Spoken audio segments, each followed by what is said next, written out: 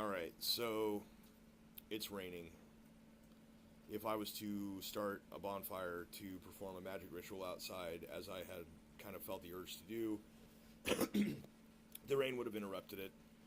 I've bibliomanced my way across the Bible. I bibliomanced my book from when I was ascending. It gave me a little direction. I went into the Nag Hammadi library and a couple of ideas. I would have ended up starting a fire and then trying to read Thunder Perfect Mind as the fire would have been going out from the rain. So I'm not sure I could have built it hot enough to keep going in the rain before the real rain came on. I don't think I would have liked to have been standing outside in the muck either. So that's why I kind of had that instead, the instinctive urge to just read and meditate and pray on some things there, which does just as well sometimes, especially a day like today. Plus the moon phase is all wrong. If I was at this need to do it right now today thing that I was just at, I would have had to have done a couple of hours worth of research into invoking a path of angel names and such to track to a better phase of the moon to a more constructive and effective means. Today's a waning crescent, which means that the light is failing and moving toward the new moon, and at the new moon, whatever you cast is basically sucked into, who knows. At the very least, it would become return to sender, so what's the point? So I wouldn't feel better if something didn't happen from it. So instead I went the way that I went, but I had some further thoughts here to complete it. So I'm going to attempt to describe for you the magic ritual that I would have performed. These come out instinctively. I don't have a lot of it memorized. I know the general construction and mental shape of a lot of the magic, I guess you could call them, I guess they're rituals, but it's like you hear about like the lesser and greater rituals of the pentagram and hexagram, and I perform a ritual of the elemental triangle. I keep it out of the higher pointed shapes because the implications and religious significances of them. 3 works for me, right? So when I'm drawing the invoking and banishing is the word I'm looking for. The invoking and banishing symbols, I am using the elemental triangles. So, like your fire is the upward pointing triangle with the line through the top third, and you, I believe, draw clockwise to invoke and counterclockwise to banish. And actually, technically, you should banish one way and then invoke however you're going to go. So the safe way to do that would be to basically do the hermetic banishing, aka the lesser ritual of the pentagram or lesser ritual of the hexagram, in order to then clear an area around the fire, generate a hot enough heat to have a holy fire, and in the presence of the holy fire, you could cast your greater ritual, and you basically have created a dimple in interference that allows you to generate a greater effect and have better whatever it is you're going for. If you're looking for range or effectiveness or specific need or whatever, that this is a much better place to do it. Is that you basically are mentally you're creating a dimple, and inside of this dimple, everything on the other side of it out here is the interference. And this dimple, like where my face is, you would have this greater ritual going on. And so it's kind of like the warping space folding kind of, I'm going to blame my Star Trek and Dune upbringing. Arthur C. Clarke had direct space travel, and that's the hard way. Sometimes that's how you do it, but if you can dimple space-time, you can move a little quicker, you can surf it, right? That's the theory. So I've prayed these prayers in place of a ritual. The ritual effectively would have been to clear the particular radius around the fire ring, and within that radius, perform a greater ritual that mostly would utilize angel magic, would be to outwardly go Oriel, Geburiel, Mihail, Rauel, going earth, air, fire, and water. And then that's your banishing. And then you would invoke Oriel north, Phanuel to the east, Ariel to the south, and Raziel to the west. And that's an old school circle. You have to understand how to unfall certain declared fallen angels, is basically getting into older Judaic and pre-Christian conduits, as it were. So anyways, you summon this old school ball in the middle. That's your greater ritual around the fire. So you've created a circle within which exists another circle. Inside that circle is the fire ring, and the fire ring is the inner circle. So that's, the antenna. You're not praying to that, but that's like the speaker on the phone. Summoning Metatron and Sandalphon, who transcend time and space, both of whom supposedly were once human, but okay. Sandalphon is the sender, Metatron is the receiver. Their true names must be understood in order to do this. Sandalphon, it's a lot easier to invoke than is Metatron. You can misspell Metatron and get the wrong one. It's like dialing a wrong phone number. That's why you don't worry about the sun god Ra, because Ra is no longer the sun god. Ra is just whoever answers the tone of Ra. Talking about Law of One or whatever. So, would have summoned Metatron and Sandalphon, sender and receiver. Invoke the Tetragrammaton, invoke the Angels of the Presence. Angels of the Presence within this sphere are different and again more old school.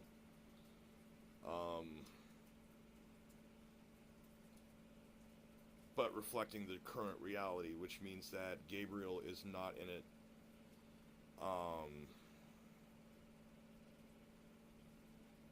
Means that you basically have Phanuel replacing Gabriel,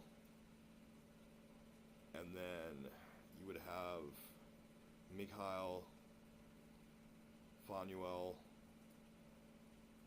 Rauel, Oriel, Anael, Zaliel, Raziel. No, I'm sorry, not Raziel, Tzadkiel. And then certain instances, Ariel can be replaced by Zafkiel as well.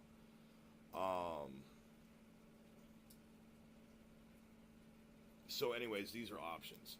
So at that point, I would have gotten into reading a few of those psalms anyway, but it just would have been to clear the air and make no mistake. But like I said, with the phase of the moon the way it is, I would have also had to, first it would have been a banishing circle, and then it would have been praying invocations to the various angels of various days and phases and houses of other times, and creating either a delayed or preemptive conduit to what I'm seeking, to a better availability. But that takes a lot of time and study and effort, and so anyways, it stretches things too much. Keep it simple, stupid. That's the rule. So yes. So anyways, I would have at that point probably still prayed the Psalms. I would have had cleansing rituals, spiritual cleansing prayers and whatnot to basically once you have to be pure before you start the banish. Once you're inside the circle, then you can continue to repurify in other ways, so that it just has to do with keeping the center of the circle as empty and pure of negativity or interference or like ego, because it's not like that in there. And then also having a hot enough fire. So anyways, I would have done that. I would have prayed those things. And then after that, I would have gone about banishing, which would have been basically the reverse order on drawing the things and saying farewell to the, releasing the various entities whose names I had invoked or whatever, depending on who all showed up. Some of them don't show, some of them you can still invoke their powers, some of them don't show and you're not able to use them. Gabriel is one of them that just not a good idea to invoke ever. So, and there isn't, if you know the right combinations of others, you can still get the things you need in the same effect. It's just you have to break it down to the fact that it's an angel of death and of wrath, but also a messenger and one of the presence. So you would have to find other ways for a different aspect of angels of the presence to function, and that's why I typically substitute Phanuel for Gabriel, because it's like a dead line. You just get a disconnect instead of any kind of response, and if you were to force connect the line, the response you would get would not be good. It would not be what you would want. This zombie undead kind of reaction, you wouldn't like it. It would be an angry Enochian. So, anyways, I would have gone ahead and banished out in a selective way. All of which, as I was saying, it kind of comes through instinctively. It's just I have a sense of what needs said or done throughout the ritual and how to close it out in the proper way. It's very important to make sure that you close out your rituals and not just leave them open-ended. And make sure that any spells or ideas that you want to incant or cast out into the plane or the ether or whatever are timed in some sense, so that it's not just an open-ended left flying, because there are parts of your subconscious that will hang on to those things and reactivate at maybe unexpected moments that are not to your benefit. So it's always important to keep those things orderly in that sense. So anyways, that's the virtual ritual there. It resembles a number of other rituals because they all have some commonality, but this is a light gray hoodie, this is a gray magic concept. There is no light or dark or good or evil or anything like that. There is just whatever it is that I am willing and praying for, and it's not so much an accomplishment of tasks or asking for things as it is a moment of connection with Source. And while my direct prayer connection to God is completely absent, I do have other ways to get through to it. And what I've just described is probably the strongest one, and the things that have come into my sphere in the last day or so of just thought and personal life and some other things. I've been waiting for something like this to build up. I've known it was going to happen, and it's been a really long time, and I have leveled a lot, classed a few times. There's many different ups that I've achieved since, and I've not had a chance to do this yet. So what we have here is a virtual ritual that has occurred in my imagination under fair weather, and those aforementioned pathways to other conduits to better phases of the moon can exist in my mind just fine. They just can't be performed. So doing this doesn't really count. So this is for educational purposes, I guess. This is not chaos magic. This is more primal high magic. It's on the order end of it, or site. It's not an end. It's nothing ends. It's just the order-ish, side-ish. That, it's over there, we're over here, they're over there. And I don't mean high like drug high. I mean like, Elohim high. Like the Susan Cooper Dark is Rising had a great way of looking at it, was that there was the light and the dark, and each had their magic, and then there was the high and the wild, and the high and the wild really did not concern themselves with the light and the dark. And it's not that I don't concern myself with the light and the dark, but it's that this particular thing is high magic, and it does not concern itself with the light and the dark, so I don't bother with any light dark crap because it'll just spit on my face.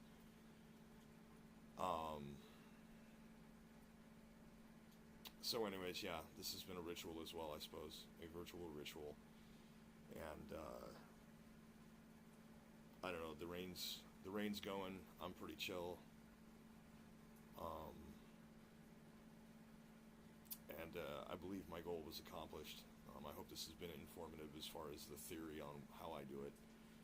If this doesn't work for you, then try other names. You got to learn what some of the different names mean. What some of them I keep close. Um, the fact that there's I don't know, certain ones that just work. Casadiel was the very first one I successfully summoned, and it was, well, on the vein of today, part of one of the things that got me to the emotional point that I needed to engage the will of the thelemic magic or whatever, this that I've described to you.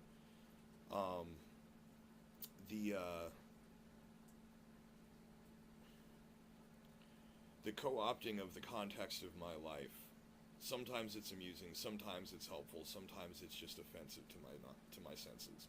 I am bothered by the fact that these things that I've experienced somehow come up in echoes in ways that other people are saying this shit all over the place, and it's like they're saying your ex-girlfriend's name, and she has a really unique name, kind of thing. And it's like there's no reason for anybody to be saying that. No, I haven't had this with any of my exes or anything like that, but it's just, people that I've met, the nicknames that we had, they, the time period from which I met these people was when I had begun ascending. It was when I was learning much of this esoteric knowledge and gaining these abilities magically to use rituals and contact the higher force.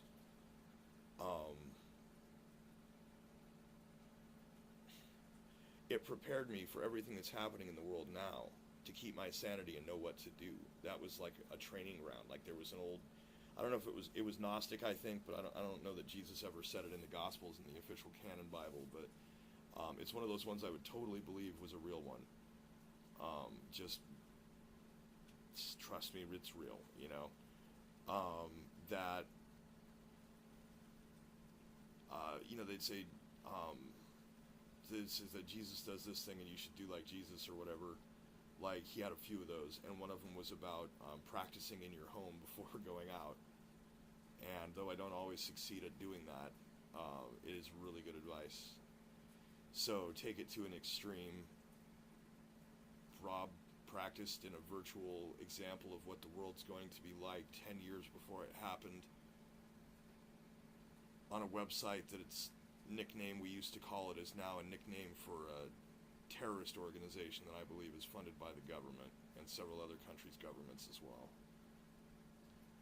And the people that I interacted with, the angel and the devil, who may or may not have been the same person, their names could be portmanteaued. Like, you fuse Goku and Vegeta and you get Vegito, or you get Gogeta, and then the other one would be, the other type of fusion would be Kakarot, which is Goku's alternate name, and Vegeta would be the Vegito or Vegeto, the portmanteaus of the two of them would be the big hot topic, psyopic Letteranon. So all of these things, it's like the loudest manifestation echo I have received. And so here I am.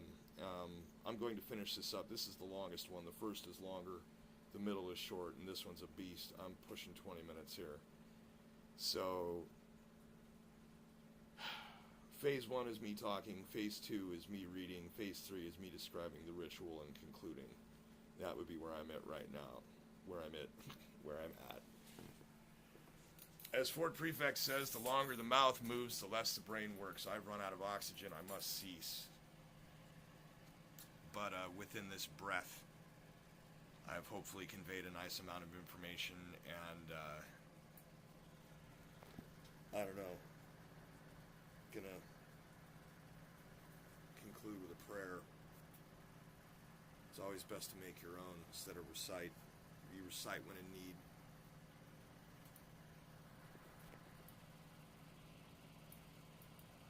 I like that better.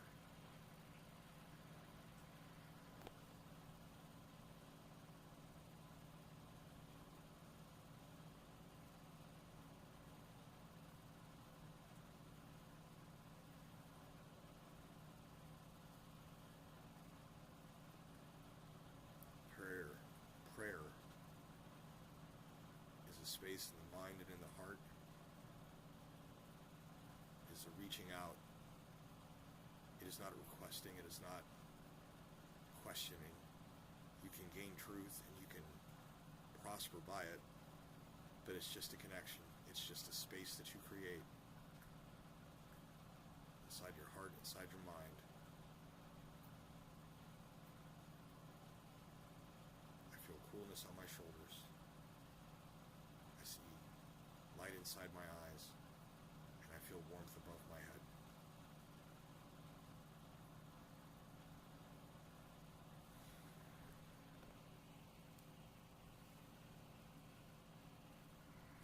Meditation, prayer, magic, they all function by the same mental principles, so that's how we do.